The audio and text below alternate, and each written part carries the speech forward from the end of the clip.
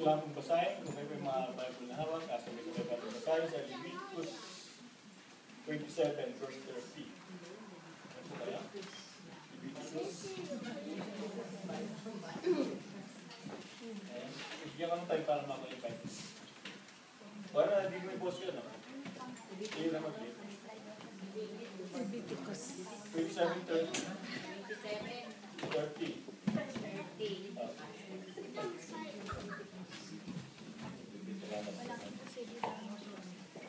Hindi na kayo, mga kapatid? Sabay-sabay natin basahin. Okay lang?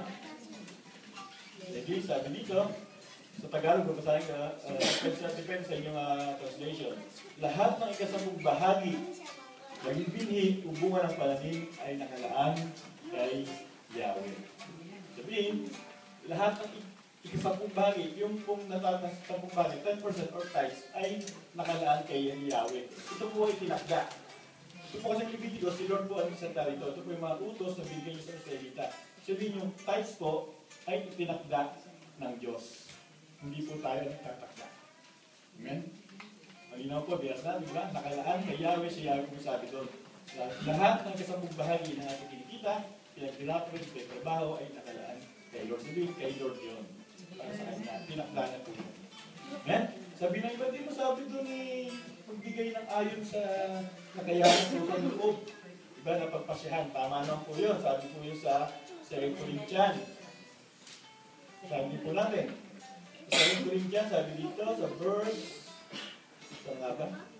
Lawon na ang bata. 7.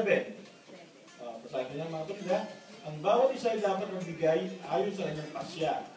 Maluwag sa loob at hindi napipilitan lamang sapagkat iniibig ng Diyos na nagbibigay ng may kagalakan. Amen. Tama na po ito. Binabagay po dito yung ating mga kaloob or offering. Tayo po ang papasya noon. Tayo po ang tatakda noon. Pero po yung tithes, pinakdaan na po yun ni Lord ng unang kamay. Amen? Kaya po dapat po tayong malito, masway. Kasi sabi doon magbigay ng ayon sa pasya ng kalooban. Tama po yun po yung ating kaloob. Yun po yung ating, kaya nga po may tithes and offering. Yung pong tithes, sila yung natakda niyan, yung offering po tayo nagtatakda. Amen? Saan po maging malinaw po sa atin ang lahat? Huwag po tayo na, kasi pinili po nagbigay ng pusa ng lubi. Ayaw sila pagpasyahan. Amen? Sabi nga, dahil God loves a cheerful giver. Yung tithes mo, ibigay mo ng pusang loob. Amen? Yung kaloob mo, ibigay mo ng pusang loob. Dahil binamahal po ng Diyos na nagbibigay ng may kagalakan. Amen? So, tayo po at bigay po natin ating kaloob o ating mga tithes sa Panginoon. Ang Diyos.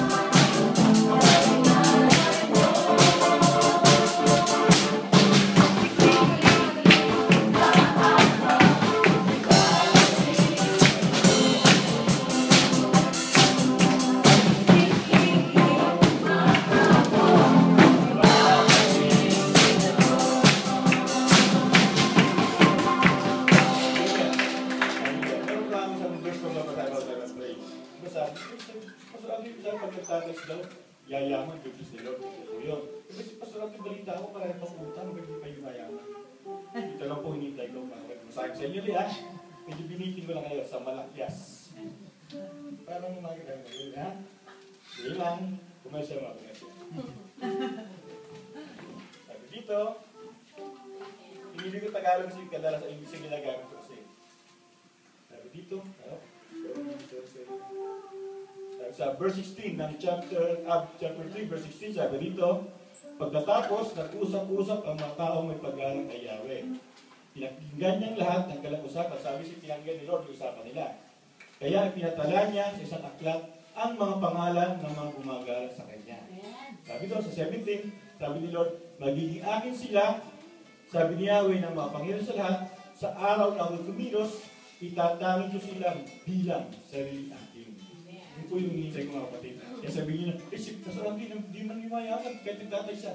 Hindi po ako titigil mag-test, kaya hindi po nakita yumayaman. Ditong araw kong pinitay ko.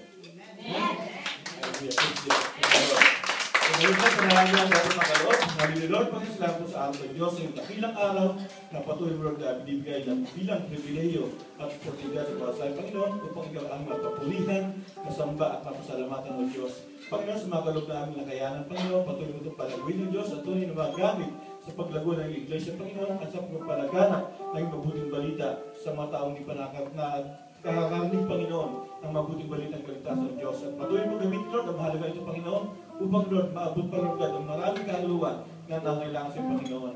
At patuloy mo, Lord God, ibalik ito, Panginoon, ang siksikling ligat umaapaw sa aking mga kapatid, Lord Diyos. At sa mga tao, Panginoon, sa mga kapatid ko, hindi pa, Lord God, nakukumbinsi sa pagbibigay ng tayo sa Panginoon. Patuloy ka kumilos, Panginoon. Patuloy ka, Lord, na hipuin mo ka lang ang puso, Diyos, at maunawaan ng Panginoon ang kahalagahan ng pagbibigay ng ikapo para sa iyong kaharian, Panginoon. Thank you, God. We give you all the praise, the honor, and glory is all yours. In this mighty name of God we pray. Amen.